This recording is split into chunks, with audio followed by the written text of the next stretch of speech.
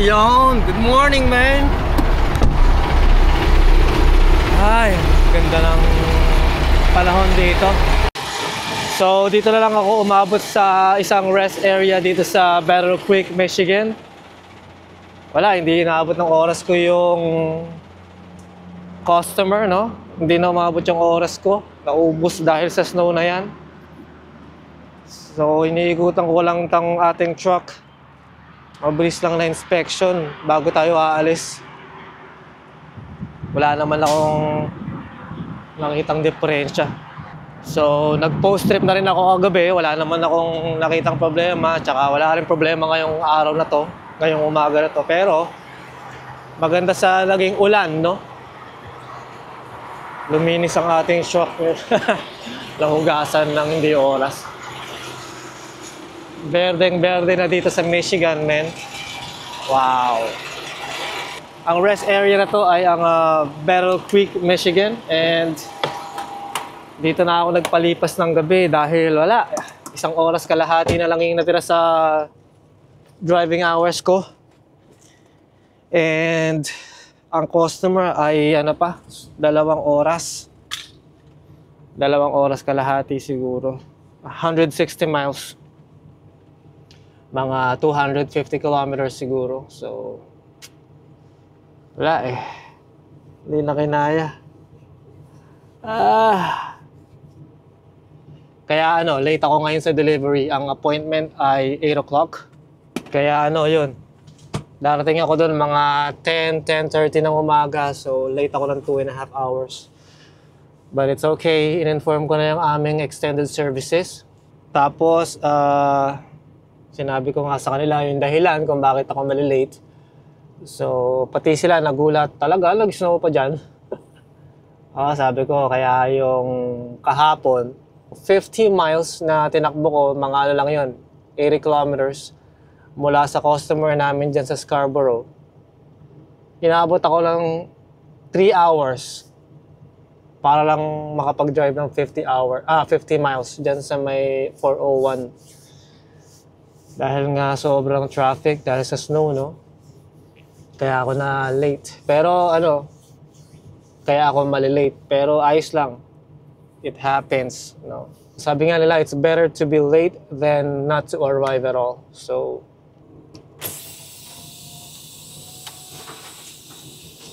seatbelt on. Seatbelt. Test natin yung trailer brakes. Trailer brakes are working. You're good to go, man. We're late.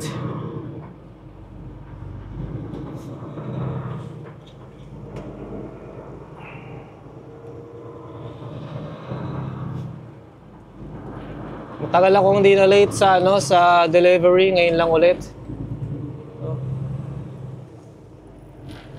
Ngayon lang ulit ako malilate, pero ayos lang. Yung kagandahan sa company namin, no?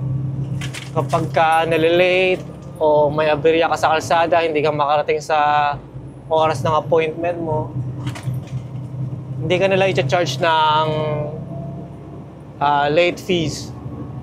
Yung mga bayad sa, mga late. However, no? Ang problema, kunwari, darating ako doon ng 10:30 ng umaga na. Pag sinabi ng customer na, oh, we can't take you anymore. Oh, we can't take you today. You have to come back tomorrow or next week pa nga yung iba. Yun lang yung pangit doon. I-reschedule ka. Pero, itong customer na pupuntahan ko, hindi naman sila ganun ka-busy. Isa-isang truck lang yung dumarating sa kanila once a week or twice a week siguro. Hindi kagaya ng ibang mega companies, no, na oras-oras may dumarating ng mga trucks. Yun yung mga companies na kailangang i-reschedule yung appointment mo kapag hindi ka nakarating ng on time.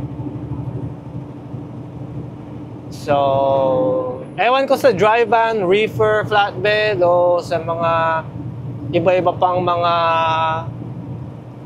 klase ng trucking industry. Hindi ko alam sa mga yon kung nagbabayad pa sila ng late fees kapag na-late sa appointment or di ko maalala. Pero ang naalala ko nung nasa drive-van pa ako, sinisingil kami, charge kami ng dispatcher namin o ng owner-operator namin ng late fees. Usually $1,500 or $2,500. Mainit Pero ganun pa man, 2 oras lang naman ako malilate. Wala naman sigurong kaso yun sa customer na yun. Kung talagang totally wala na silang produkto at kailangan na nila sa produksyon nila itong produkto na dala-dala ko, sorry. Hintay po kayo ng 2 oras. Ayaw kong gawin to kasi wala nga tayo magagawa, no? Kapag ang kalaban mo ay weather, wala tayong magagawa doon. Pero kung tinatamad ka lang umalis, sinaantok-antok ka, sumobra ka sa sleeper, o kaya ayaw pang umalis ng bahay, o kaya nag-shower ka pa lang sobrang tagal, kain-kain ka dito sa kung saan-saan, yung mga ganon, hindi yung reasonable para maging late. Nakita mo yung nakuha mo yung aspeto na merong mga dahilan ng pagiging late na reasonable. At meron din naman na magagalit na lang. Mababatrip na lang yung dispatcher sa'yo o yung customer.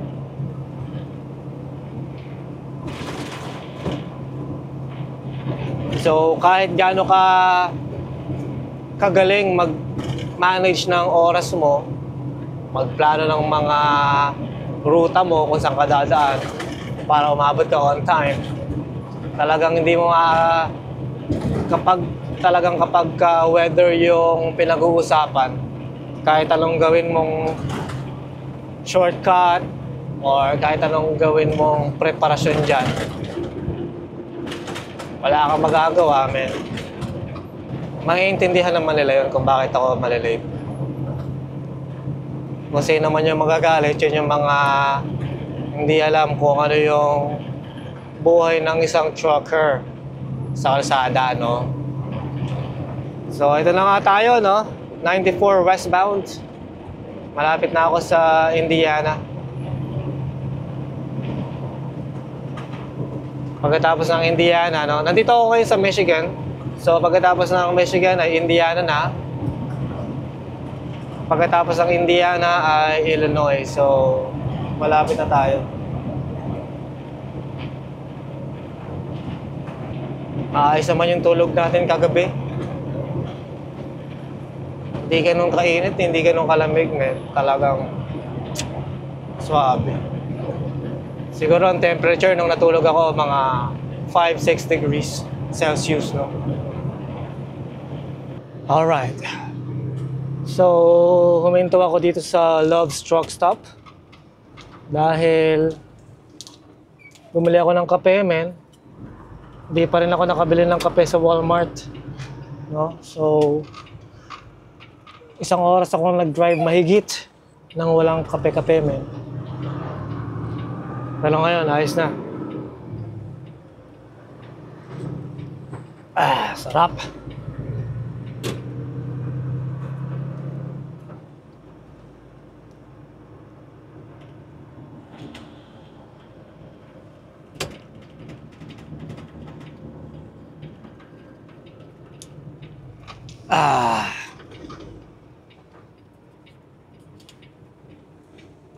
So, hindi pa rin ako kumakain ng almusal, kaya bumili na rin ako ng Tornado. Medyo nagsisi ako, no? Dahil ang halaga ng Tornado na to, no? $5 and some change. Mahal, men. Nagulat ako. Akala ko mga $2 or $3 lang to. Kaya sa susunod, hindi na ako bibili na to. Mabuti pang hotdog na lang ang binili ko.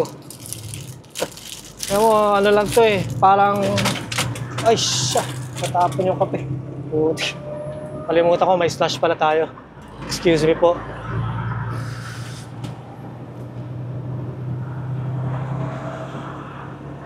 Takpan ko nga muna.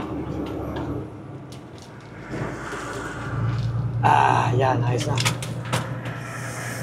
So, ito, parang ano lang to, parang turon. Tornado ang tawag nila. Para siyang matigas na tinapay na nirolyo lang. Crunchy, no? Na merong palaman. Exit muna tayo. 94 westbound, man, sa Chicago. Ganyan lang siya, man. $5, putik. Ano to, 6-inch lang yata to. O 6-inch lang to. Yung hotdog na kinain ko dati, $3 lang. Pero ganun pa man, salamat at makakain tayo kahit konti. Cheers, man.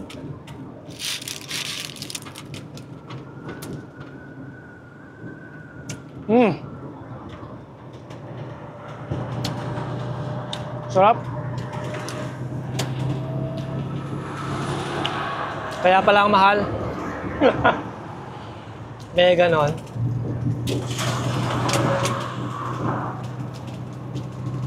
Ano to eh? Sausage, salsa, tsaka chicken yata o bacon. Parang ganon. Sarap din naman pala.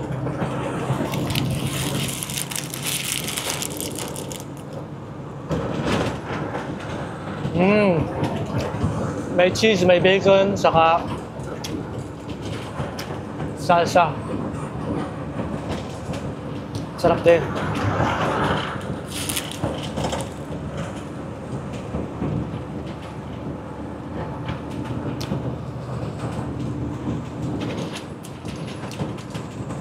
Kaya naman kasi ito yung binili ko, no? Kasi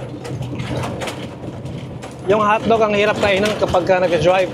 Kaya, pumpy, man. Yung hotdog, mahirap kainin kapag nag-drive, no? Eh, hindi na ako pwedeng huminto at kumain. Kaya, ito na lang ang binili ko. Para habang nag-drive, pwede kong kainin.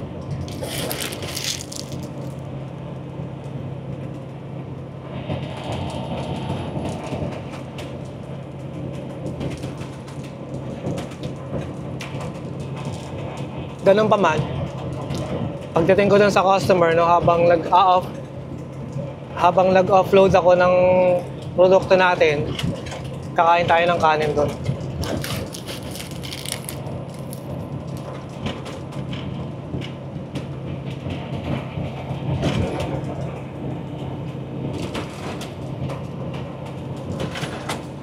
Mga isang oras na lang, nandun na tayo.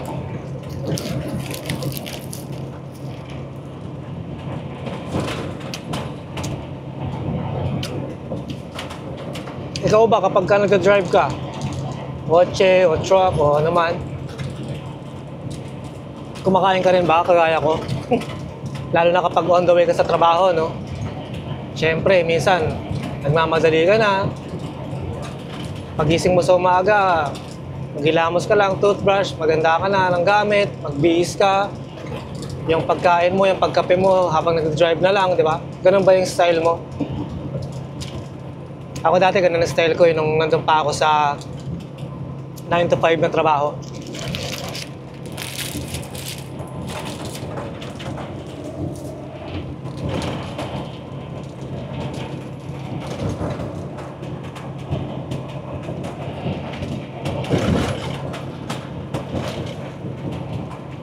Mahanghang siya.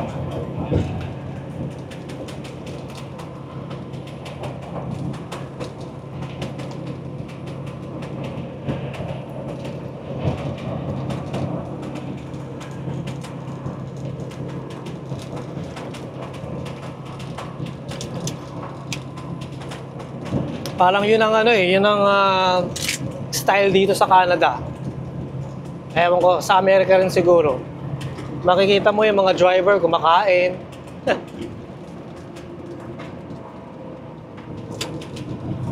Bypass tayo. May scale eh. Hihinto sana ako sa Magstay sana ako sa right lane kaso bypass daw sabi ng natin, Isaac. Di ba yun ang style ng mga ng mga tao. Nandito ako, nari ako sa truck na nagde-drive ako, yung mga dumadaang sasakyan. Lalo na pag traffic, makikita mo eh. Kumakain sila. Yung iba nga, merong, alam mo yung baunan talaga ng baon. Yung, basta yung baunan. Yun yung gamit nila, doon sila kumakain, and then meron silang tinidor, no? Kumakain sila ng gano'n. Mas matindi yun, men. Kainin mo yung baon mo sa kotse ng gano'n habang ano. Sa bagay, sa pag-traffic, doon ka lang nakikita yung gano'n. Ako naman, kadalasan, kapag lumalabas kami ni Queenie ng maaga, no? Hindi pa kami nag-aalmusal, pero kailangan lang umalis, wala nang oras mag-almusal sa bahay. Ang gagawin ko noon, men, magdadala ako ng isang bowl, no? Lalagyan ko ng kanin yun, tsaka yung pritong itlog, bacon, o kaya minsan maling o spam. Makikiusap ako sa kanya ngayon na siya nang mag-drive para ako ang kakain ako habang nagde-drive siya. Kapag traffic light, nakahinto siya, tsaka ako siya susubuan.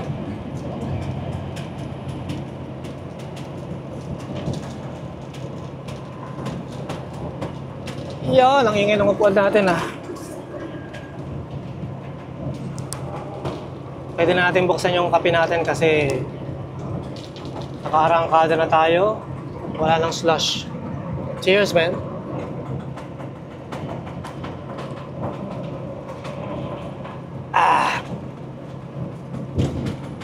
Maanghang yung kinain ko tapos mainit yung kape. Parang hindi tugma.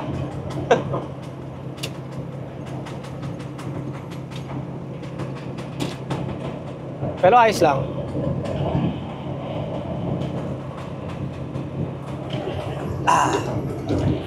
So, ganun, no?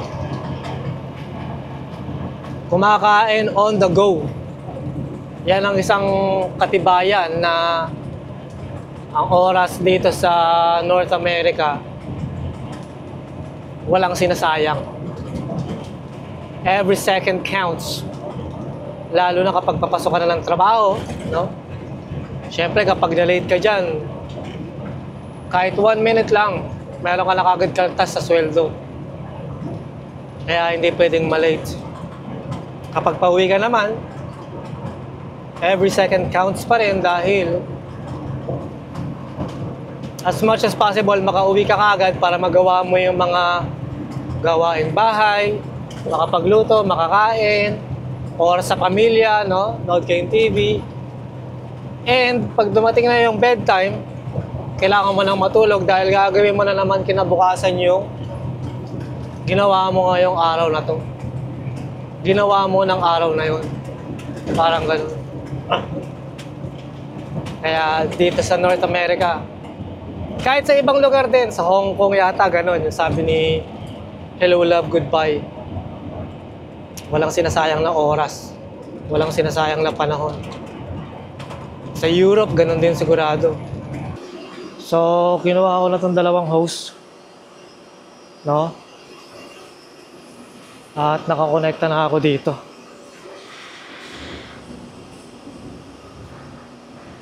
Yan, men. Ito yung isa kong hose. Nakabukas na rin yung valve natin, no?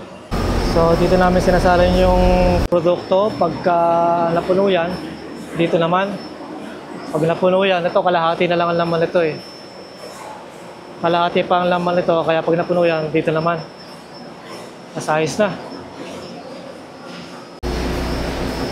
Yan, binabantayan na niya. Kapag napuno na yan, sasenyasan niya ako. Tsaka ako isasarado yung valve natin, no? So, ang total hose na ginamit ay 3, no? 2 sa akin, tsaka 1 sa kanya. Kasi hindi pwede magpasok ng truck dito sa loob. Sikip. Hindi ka makapag-maneuver. No choice, no? Kundi gumamit ng maraming hoses.